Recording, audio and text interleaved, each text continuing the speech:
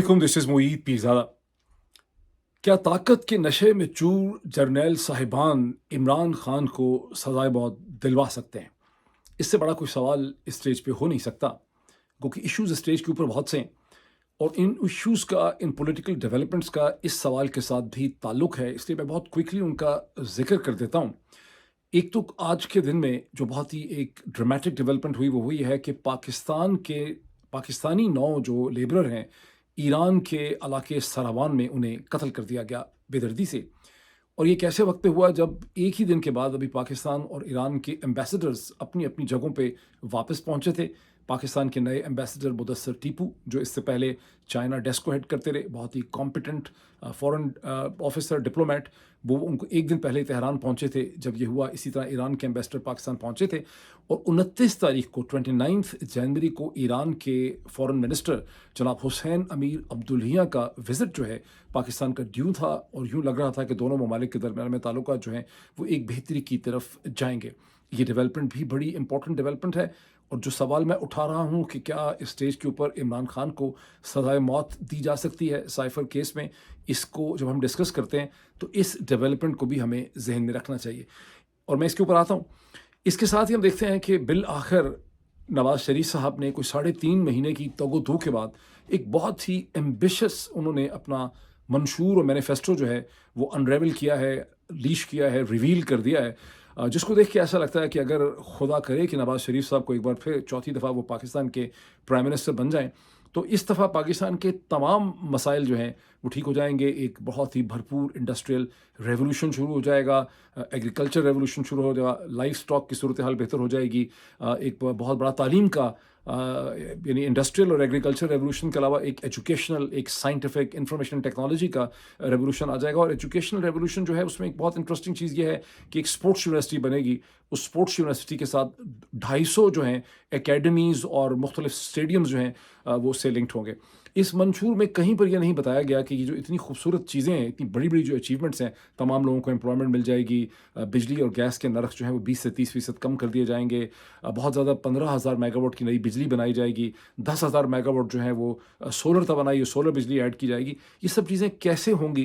क्योंकि मगरबी ममालिक के अंदर जब कोई पार्टी अपना मंशूर लेकर आती है, वो कहती है कि हमारा एजेंडा ये होगा, तो उसको ये एक्सप्लेन करना पड़ता है कि अगर आप $1 बिलियन या $10 बिलियन हेल्थ के बढ़ाएँगे, तो ये $10 बिलियन कहाँ से आएँगे? क्या आप $10 बिलियन डिफेंस से काटेंगे, एजुकेशन से काटेंगे, एक्सपोर्ट्स को बढ़ाएँगे? अगर कोई पार्टी कहती है कि हम अपनी एक्सपोर्ट्स को बढ़ाएँगे या इम्पोर्ट्स को कम करेंगे, तो उसको ये भी बताना पड़ता है कि आप क्या करेंगे जिसके नतीजे में आप एक्सपोर्ट्स को बढ़ाएँगे, कैसे आप इम्पोर्ट्स को कम करेंगे? और फिर इसके ऊपर उसके जो मुखालिफ होते हैं, वो ये सवाल उठाते हैं कि उसका जो प्लान है एक्सपोर्ट्स को बढ़ाने का या एजुकेशन फंडिंग को पे ज़्यादा पैसा खर्चने का या यूनिवर्सिटीज़ बनाने का, ये प्लान वो इम्प्लीमेंट नहीं कर सकते। अगर प्लान अच्छा भी है तो इम्प्लीमेंट नहीं कर सकते। तो नवाज शरीफ साहब के मंशूर में इस किस्म का कोई ज़िक्र नहीं है। इसके साथ ही हम देख रहे हैं कि पीपल्स पार्टी के बहुत से लीडर जो हैं, पहले इस तरह बिलावल ज़रदारी भुट्टो ये फरमा रहे थे, लेकिन अब और भी बहुत से लीडर हैं जो मसलसल बांके दौल ये कह रहे हैं कि जो आज़ाद उम्मीदवार तहरीक इंसाफ के हैं, वो दर हकीकत अब तहरीक इंसाफ के नहीं हैं और उनके ऊपर किसी किस्म की रुकावट नहीं है, कदगर नहीं है और वो इलेक्शन के बाद पीपल्स पार्टी को जॉइन कर सकते हैं। उनके ऊपर कोई कानूनी बार नहीं है, फ्लोर क्रॉसिंग की शिक उनके ऊपर नहीं लगती है। अब ज़हन में रखिए कि दर हकीकत की सारी जो खींचातानी है, जहाँ बल्ला छीना गया है, इसका ताल्लुक मैंने कहीं नहीं देखा, किसी अखबार ने इसका ज़िक्र ही नहीं किया कि सारी ये जो कशमकश की जा रही है, जो सारी कोशिश की गई है, जो साजिश की गई है, इसकी वजह ये है कि 2022 के जुलाई में या जून में उस वक़्त के चीफ जस्टिस उमर अता बंदयाल ने एक पैनल को हेड करते हुए उन्होंने फ्लोर क्रॉसिंग की सूरत में एक कानून, सुप्रीम कोर्ट ने एक नई इंटरप्रिटेशन ये दी थी कि फ्लोर क्रॉसिंग के बाद आपको सज़ा नहीं मिलेगी। इनफैक्ट कोई अगर अपनी पार्टी को छोड़ के दूसरी तरफ जाकर वोट डालेगा मनी बिल, फाइनेंस बिल में, तो उसका वो वोट जो है वो काउंट नहीं होगा, वो लीगल नहीं होगा, वो वॉइड हो जाएगा। वहाँ एक नया क्राइसिस पैदा हो गया उन फरिश्तों के लिए जिन्होंने ये मैनेजमेंट सारी करनी होती है और इसलिए ये सारा जो ड्रामा खड़ा किया गया है बल्ला छीनने का, इसको भी जहन में रखना जो है बहुत ज़रूरी है। और आपको याद होगा कि जब भी मैं former chief justice of Pakistan honourable जनाब उमर अता बंदयाल साहब को मैं क्रिटिसाइज़ करता था, बहुत मैंने क्रिटिसाइज़ किया, शायद ही किसी ने उमर अता बंदयाल साहब को किसी व्लॉगर ने, किसी लिखने वाले ने, बोलने वाले ने उनको इतना क्रिटिसाइज़ किया हो, डायसेक्ट। लेकिन हर दफ़ा जब मैंने उनको क्रिटिसाइज़ किया, मैंने साथ ये भी कहा कि he was a good man, he is a very good man, but he was week and he didn't have sufficient strength. उनके बहुत चैलेंजेस थे और वो इतने स्ट्रॉन्ग नहीं थे कि उन चैलेंजेस को वो काबू पा सकते। लेकिन वो थे बहुत अच्छे। और आपको याद है कि इमरान रियाज़ की मैंने आपको बहुत डिटेल से बताया कि कैसे एक ही दिन में जब मैं इंस्ट्रूमेंट बना, बाकी मीडिया के लोगों के साथ मिलके मैंने उनको अपील की कि आप 2022 की बात कर रहा हूँ कि इमरान रियाज़ को निकालें जिस प्रोसेस में फंसे थे, तो उन्होंने चंद घंटों के अंदर he was so focused on that कि चंद घंटों के अंदर उन्होंने इमरान रियाज़ खान को रिहा करने का पूरा प्रोसेस जो है वो उन्होंने वो इनिशिएट कर दिया, उन्होंने वो अनलीश कर दिया, जिसके नतीजे में उस वक्त ईद से पहले, ईद उल फितर थी मेरा ख्याल है, उससे पहले इमरान रियाज़ को रिहाई मिल सकी थी। जब मैंने इमरान रियाज़ का जिक्र किया तो मैं इतना भी बता दूं कि मैंने भी वजाहत साहब के वीडियोस नहीं देखे, लेकिन मुझे भी बहुत सी इन्फॉर्मेशन मिली है उस हवाले से किसी सोर्स से, वो मैं आपसे शेयर करूँगा कि किस तरह से इमरान रियाज़ को टॉर्चर किया गया। और इस वक्त अगर इमरान रियाज़ अपनी वीलॉग्स वगैरह शुरू करते हैं तो उनके लिए किस किस्म के ख़तरात जो हैं वो लाहक हो सकते हैं। But coming back to the principal question जो मैंने उठाया कि क्या पाकिस्तान के ताकत के नशे में चूर जर्नैल साहिबान जो हैं इस स्टेज के ऊपर इमरान खान को सज़ाए मौत दिलवा सकते हैं। मैं खुल के इसलिए कह रहा हूँ कि जर्नैल साहिबान, क्योंकि यहाँ पर कोई कोर्ट, कोई अदालत, कोई सरकारी वकील, कोई प्रोसिक्यूशन, कोई चीज़ एग्जिस्ट नहीं करती। यहाँ सब कुछ जो कुछ हो रहा है वो पाकिस्तान के जर्नैल साहिबान ही कर रहे हैं, बल्कि जर्नैल साहिबान कहना भी बड़ी ज़्यादती होगी। यहाँ एक ही शख्स है जो मुक़्तदर है, जिसके पास तमाम तर ताकत है। यहाँ कोई इदारा नहीं है, यहाँ कोई इंस्टीट्यूशन नहीं है, यहाँ कोई सिस्टमेटिक प्रोसेस नहीं है। यहाँ बिल्कुल उसी तरह से हुकूमत है जैसे एक जाबिर सुल्तान होता था, बादशाह होता था। तो ये किंगडम चल रही है और इसमें एक ही शख्स जो है वो सारे फैसले कर रहा है। और हमें ये बहुत शक है कि ये शख्स जो सारे फैसले कर रहा है, जो अपने आप को खुद ही इदारा समझता है, सहाफ़ियों को बुला के उनको कहता भी है कि मैं ही इदारा हूँ, मैं इंसान नहीं हूँ, मैं इदारा हूँ, आप किसी आदमी से नहीं मिल रहे, आप इदारे से मिल रहे हैं। तो कुछ ऐसा लगता है कि ये ज़हनी तौर पे भी बहुत ज़्यादा हिजान का और इंतशार का शिकार है और नॉर्मल किस्म की पर्सनैलिटी जो है वो नहीं है। और इसे साइकोलॉजी में कहते हैं गॉड कॉम्प्लेक्स। जब आप ये समझते हैं कि आप जो है इनफेलेबल हैं, आपसे कोई मिस्टेक नहीं हो सकती, आप किसी को अकाउंटेबल नहीं है, कोई आपसे सवाल पूछ नहीं सकता, आपने किसी को जवाब देना नहीं है, तो आप एक इनफेलिबिलिटी के ज़ुमरे के अंदर चले जाते हैं। बहरहाल कमिंग टू इट कि ये जो सारा ड्रामा खड़ा हुआ है, ये पहली दफ़ा नहीं है कि हम इस टॉपिक को डिस्कस कर रहे हैं कि क्या ये साइफर कोर्ट के ट्रायल के अंदर former prime minister of Pakistan, the 22nd prime minister of Pakistan जनाब इमरान खान साहब को सज़ाए मौत सुनाई जा सकती है। इससे पहले भी मैंने एक से ज़्यादा दफ़ा इसके हवाले से वीलॉग किया, लेकिन इसकी रेजोनेंस जो है इस पूरी चीज़ की कि गुज़िश्ता 48-72 घंटों में बहुत बढ़ गई है। मैं आपको एक्सप्लेन करता हूँ उसके सर वजूहात क्या हैं।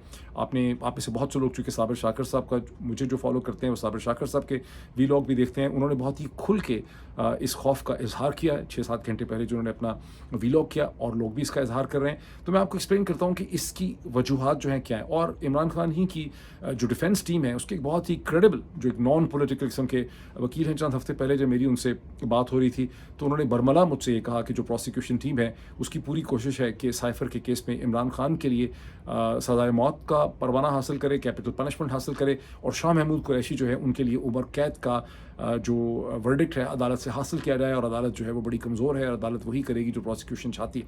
अब इस वक्त जो क्राइसिस खड़ा हुआ है, जिसके नतीजे में मैं ये वीलॉग कर रहा हूँ, जिसका ये उन्वान मैंने रखा है, उसकी वजह तो ये है कि 72 घंटे से इमरान खान के जो प्रिंसिपल डिफेंस के वकील हैं सिकंदर जुल्करनैन साहब, वो इस स्पेशल कोर्ट के सामने नहीं आ रहे। और एक दिन पहले रिजवान अब्बासी साहब ने, जो सरकारी वकील हैं प्रोसिक्यूशन की साइड से, उन्होंने जज अबुल हसनात जुल्करनैन साहब को ये कहा कि आप इनका राइट ऑफ डिफेंस जो है, डिफेंस का जो विटनेसेस को क्रॉस एग्जामिन करने का राइट है, वो आप इनसे छीन लें। और जज किसी भी अदालत में अगर उसको लगे कि डिफेंस जो है वो अदालत के जो प्रोटोकॉल्स हैं या प्रोसीजर्स हैं उसको फॉलो नहीं कर रहा है, टाइम ज़ाया कर रहा है, तो जज ऐसा कर सकता है अपेरेंटली। अच्छा, अब इसका अब सिकंदर जुल्करनैन साहब जो हैं वो क्यों नहीं अदालत के सामने आ रहे? ऑफिशियल सरकारी प्राइमा फसाए उनके जो जूनियर वकील आते हैं, उनका कहना यह है कि उनकी टूथ एक्सट्रैक्शन हुई है, उनकी एक डेंटल सर्जरी हुई है, डेंटल सर्जरी की वजह से वो बोल नहीं सकते, वो की तबीयत ठीक नहीं है, इसलिए वक्त दिया जाए। और उन्होंने वक्त मांगा भी, इसको मंडे तक उन्होंने कहा कि मौखर कर दें, एडजॉर्न कर दें। लेकिन अदालत बड़ी डेस्परेट है, अदालत उसको मौखर करना ही नहीं चाहती। और ये चीज़ 25 तारीख से चल रही है, 25, 26 और फिर 27 को अदालत ने इस हवाले से एक शॉर्ट ऑर्डर इशू किया, क्योंकि रिजवान अब्बासी साहब ने कहा कि आप इनका राइट ऑफ डिफेंस यानी क्रॉस एग्जामिन करने का राइट ले लें, और 30 यहाँ पे विटनेसेस हैं जिनको क्रॉस एग्जामिन करना था। तो 27 तारीख को जो अदालत ने 27 जनवरी को अदालत ने ऑर्डर ये किया कि सरकारी वकील दे दिए जाएँ स्टेट के बिहाफ पे इमरान खान साहब को, शाह महमूद कुरैशी को। फिर सरकारी वकील दे दिए गए, और ये सरकारी वकील माशाल्लाह इतने कॉम्पिटेंट हैं कि इतने एक اتنے ایک سنجیدہ قسم کے مومنٹ میں بھی آپ کے کہہ کے چھٹ جاتے ہیں جب عمران خان نے وہاں پر جج صاحب کو یہ کہا کہ جو سرکاری وکیل ہے اس کو کہیں کہ انگریزی میں بات نہ کرے، اردو میں بات کرے، بیکاز اس کی انگریزی ہمیں جو ہے وہ سمجھ نہیں آ رہی. تو اسے آپ اندازہ لگا سکتے ہیں کہ یہ کس قسم کا کامیڈی شو جو ہے وہاں پہ چل رہا ہے. اور میں آپ سے بہت ہی دکھ درد سے یہ بات شیئر کر سکتا ہوں کہ پاکستان کی عدالتوں میں مجھے جب بھی جانے کا موقع ملا، سیشن کورٹس ہوں یا ہائی کورٹس ہوں، وہاں ویسے تو زیادہ تر وکلا جو ہیں وہ بات اردو میں ہی کرتے ہیں، شروع انگریزی میں کرتے ہیں، 2-4 جملے انگریزی کے بولتے ہیں، 5-1 منٹ جدوجہد کرتے ہیں انگریزی کے ساتھ. اور وہ جس قسم کی انگریزی بولتے ہیں، اگر اس موقع پہ کوئی انگریز بیچارہ بھولا بھٹکا وہاں پہ آ جائے تو یقین مانیے اس کو یہی سمجھ آئے گی کہ کوئی ہندوستانی زبان کوئی بولی ہے ہندوستانی، ان کو نہیں سمجھ آئے گی کہ انگریزی بول رہے ہیں. تو 3-4-5 منٹ یہ کاروائی ڈال کے فارمیلٹی انگریزی بولنے کے، اس کے بعد جج صاحبان اور وکیل جو ہیں وہ اردو میں آ جاتے ہیں. تو پھر انگریزی سے کیوں شروع کرتے ہیں، یہ بھی ایک بہت بڑا معمہ. اچھا، لیکن سکندر ذوالقرنین کے نہ اپیئر ہونے کی صرف یہ وجہ کہ وہ بیمار ہے نہیں ہو سکتی. 3 پاسبلٹیز یہاں پہ ایگزسٹ کرتی ہیں. دوسری پاسبلٹی ہے کہ سکندر ذوالقرنین جو ہیں عمران کے لیڈ ڈیفنس وکیل ہیں عمران خان صاحب کے، ان کی ایک حکمت عملی اسٹریٹجی یہ ہے کہ وقت یہاں پہ ضائع کیا جائے یا اس پورے عدالتی پروسیس کو فرسٹریٹ کر دیا جائے. جیسا کہ میں نے آپ کو کہا کہ ایک اور ناٹ سکندر ذوالقرنین، ایک اور بڑے امپورٹنٹ وکیل صاحب سے جب میری بات ہوئی چند ہفتے پہلے تو انہوں نے کہا کہ یہ عدالت بضد ہے کہ کیپٹل پنشمنٹ یہاں پہ دے دی جائے اور یہ کچھ بھی آگے آئیں بائیں آگے پیچھے دیکھنے کے لیے جو ہیں وہ تیار نہیں. تو سکندر ذوالقرنین صاحب کی ایک اسٹریٹجی یہ ہے کہ آپ نان اپیرنس کے ذریعے اس کورٹ پروسیس کو ڈیلے کریں اور فرسٹریٹ کریں. تو یہ کوئی ایسی ان یوزل اسٹریٹجی نہیں ہے. وکیل دنیا بھر میں اور خاص کر کے پاکستان میں عدالت کے پروسیس کو ہمیشہ ڈیلے کرتے ہیں. نواز شریف صاحب کے پیپلز پارٹی کے مقدمات آپ نے دیکھے گزشتہ چند برسوں میں کہ وہاں پہ لمبی لمبی تاریخیں ہوتی ہیں، چیزیں ایڈجورن ہوتی رہتی ہیں، سالوں سال کیس چلتے رہتے ہیں، فیصلہ نہیں ہو سکتا اتنی دیر تک. جو پولیٹیکل بیلنس آف پاور ہے وہ چینج ہو جاتا ہے. اور نواز شریف صاحب نے، شریف خاندان نے ہمیشہ یہ اسٹریٹجی اور حکمت عملی اختیار کی. فوراً صاحب کو یاد ہوگا، اگر آپ بھول گئے تو میں آپ کو یاد کرواتا ہوں کہ کس طرح اکتوبر 2019 میں جب نواز شریف صاحب 1 مہینے کی دوائی لینے کے لیے، علاج کروانے کے لیے برطانیہ گئے تھے تو جب واپس ہی نہیں آئے تو کئی مہینے گزر گئے. میرا خیال ہے 1-1.5-2 سال کے بعد ان کو عدالت نے ایبسکانڈر یا پروکلیمڈ افینڈر وغیرہ ڈکلیئر کیا. حالانکہ وہ عدالت سے کمٹ دے کے گئے تھے اور شہباز شریف صاحب کا کسی نے کچھ نہیں کیا، جنہوں نے ان کے لیے 50 روپے کے اسٹامپ پیپر کے اوپر ایک گارنٹی دی ہوئی تھی کہ میرا بھائی جو ہے وہ علاج کرنے کے لیے جا رہا ہے، پروسیجر کر کے واپس آ جائے گا. نہ ہی انہوں نے کبھی ان پروسیجرز کی کوئی ڈیٹیل جو ہے وہ عدالت کو پرووائڈ کی. تو اسی طرح سے پاکستان کی عدالتی پروسیس چلتا ہے. تو یہاں پہ بھی اگر سکندر ذوالقرنین اس کو بہت زیادہ لٹکانا چاہ رہے ہیں تو یہ کوئی بہت عجیب انہونی آؤٹ آف دا باکس قسم کی اسٹریٹجی جو ہے وہ نہیں ہے. اور پھر سکندر ذوالقرنین صاحب کے سامنے یہ بھی چیز ہے کہ عدالت آن دی ادر ہینڈ اور پروسیکیوشن بزد ہے کہ اس کا جلدی جلدی جو ہے وہ فیصلہ کر دیا جائے.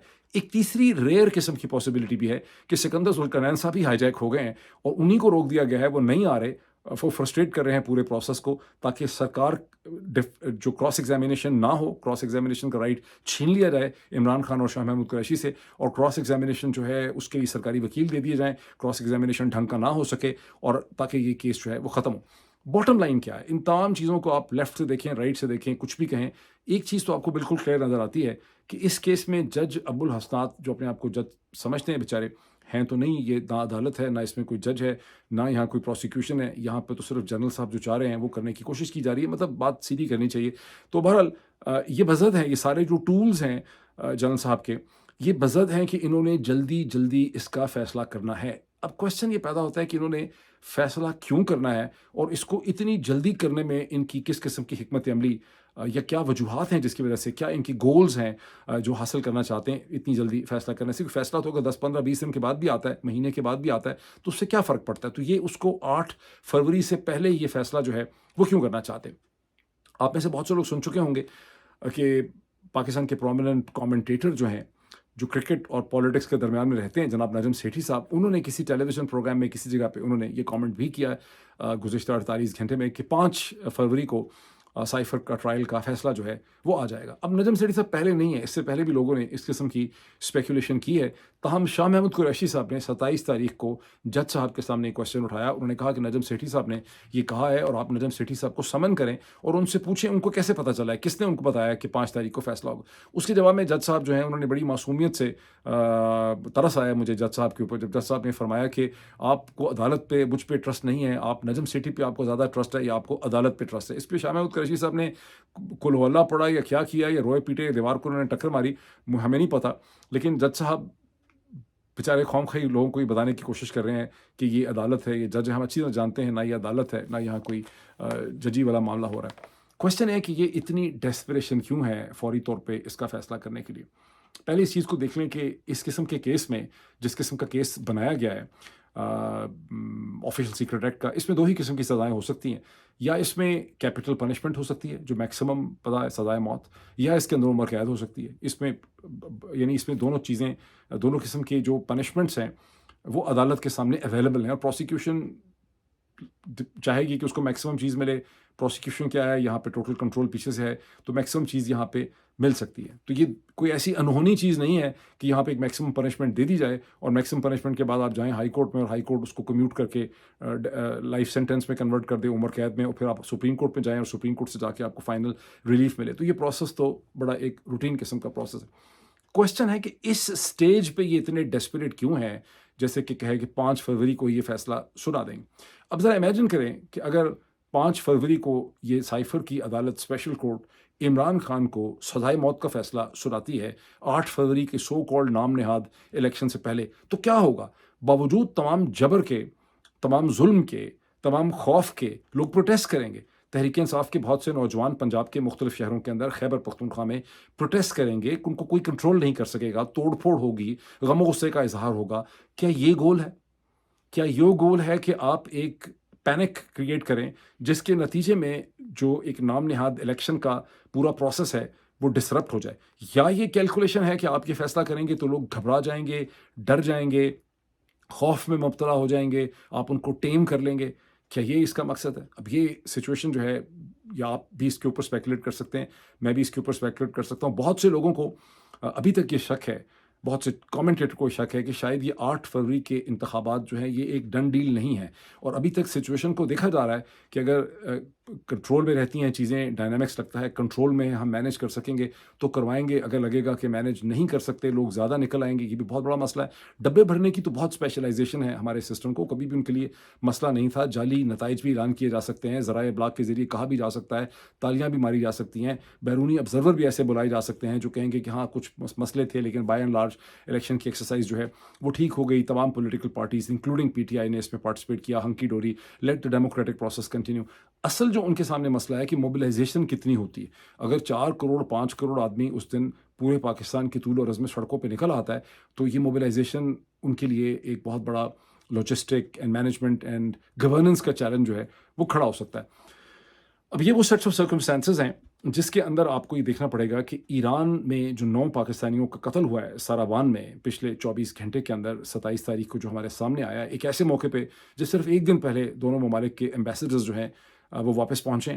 اور ایران کے جو فارن منسٹر ہیں جناب حسین امیر عبدالہیاں، انہوں نے 29 جنوری کو پاکستان آنا تھا.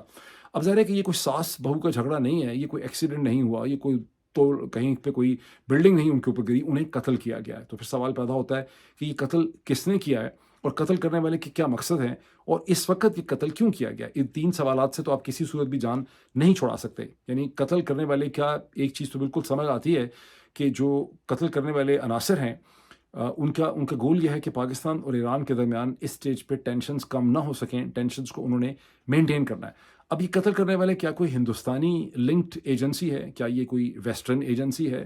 یہ کیا ڈرامہ پاسداران انقلاب کے کسی فیکشن نے کیا ہے؟ یا خود ہمارے لوگوں نے کوئی اپنی حکمت عملی اور اسٹریٹجی میں یہ قتل کیا ہے تاکہ چیزوں کو ایک اس کو برننگ بنسن برنر کے اوپر رکھا جائے اور چیزیں جو ہیں ٹھیک نہ ہو سکیں؟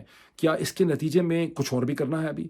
کیا ایران کے فارن منسٹر حسین امیر عبدالہیاں 29 جنوری کو پاکستان آ پائیں گے؟ کیا اس کے بعد پائپ لائن کے اندر انہوں نے کچھ اور بھی رکھا ہوا ہے؟ یہ تمام سوالات جو ہیں وہ ذہن میں آتے ہیں، اور چونکہ ہمیں کوئی انسائڈ انفارمیشن نہیں ہے ہم اس کے بارے میں ٹھیک طرح سے کہہ نہیں سکتے.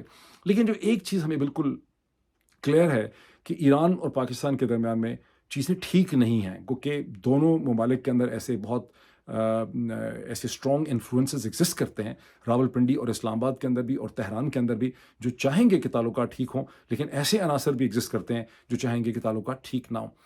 اور ویسے تو بہت سے لوگوں نے، کوئی بھی ایسا پولیٹیکل کامنٹیٹر نہیں ہے پاکستان میں جس نے ایران پاکستان ٹینشنز اور ان کی اسٹرائک اور ہماری اسٹرائک کے اوپر کامنٹ نہ کیا ہو.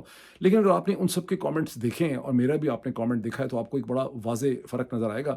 آپ کو 99% اوپینین صرف یہی نظر آئے گی کہ ایران نے بڑی زیادتی کی، ایران نے بلنڈر کیا، انہوں نے غرور میں یہ پاکستان کے اوپر حملہ کر دیا. اور پاکستان نے بڑا اچھا کیا، پاکستان نے کاؤنٹر اسٹرائک کر دی، اب ہنکی ڈوری ہو گیا ہے، ایک لیول پلینگ فیلڈ ہو گئی ہے، اب دونوں کے تعلقات جو ہیں وہ ٹھیک ہو سکتے ہیں، ایک طرح سے بیلنس آف پاور جو ہے یہاں پہ اچیو ہو گیا۔ اس میں لوگوں نے بہت کم یہ سوال اٹھایا کہ آخر ہوا کیا کہ پاسداران نے اس قسم کی ارسپانسبل حرکت کیوں کی؟ یہ تو میں بھی مانتا ہوں، میں نے ہر دفعہ یہ کہا کہ پاسداران انقلاب جو ہیں ایران کے اور جو ان کے ریولیوشنری گارڈ ہیں، ان کو ہر صورت، کسی بھی صورت میں کچھ بھی ہوتا، ان کو پاکستان کے اندر ڈرون اسٹرائک یا مسل اسٹرائک جو ہے وہ نہیں کرنی چاہیے تھی۔ یہ انہوں نے بہت بڑی ایک برنکسمین شپ کی، لیکن انہوں نے یہ برنکسمین شپ کیوں کی؟ کیا پاسداران کے اندر کسی کا کوئی ایجنڈا تھا؟ کیا اس کو ایرانی حکومت کی یا آیت اللہ علی خامنائی کی سپورٹ حاصل تھی؟ کیا کوئی سازش ہو گئی ہے ایران کی سائڈ سے؟ ہندوستان کے فورن منسٹر نے آ کے ان کو اکسایا کہ آپ چڑھ دوڑیں پاکستان کے اوپر؟ یا یہ ہے کہ پاکستانی بلوچستان سے ایسی ایکٹیویٹیز کی جا رہی تھیں against the Iranian interest, against the پاسداران، کہ انہوں نے فرسٹریٹ ہو کے یہ کیا اور ان کو فرسٹریٹ کیا گیا؟ اس کو کیسے بھی آپ دیکھیں، یہ اسٹرائک اور کاؤنٹر اسٹرائک کا جو پورا پروسیس ہے، اس سے پاکستان کی موجودہ رجیم نے دنیا کو، مغربی دنیا کو، امریکہ کو، برطانیہ کو، یورپین یونین کو، ان کے تمام الائز کو، سعودی عرب کو اور یو اے کو یہ پیغام دیا ہے کہ ہم اس قسم کی سروس کے لیے ایران کو کنٹین کرنے اور فرسٹریٹ کرنے اور پریشر ڈالنے کا جو پروسیس ہے، اس کے اندر ہم یوزفل ہو سکتے ہیں۔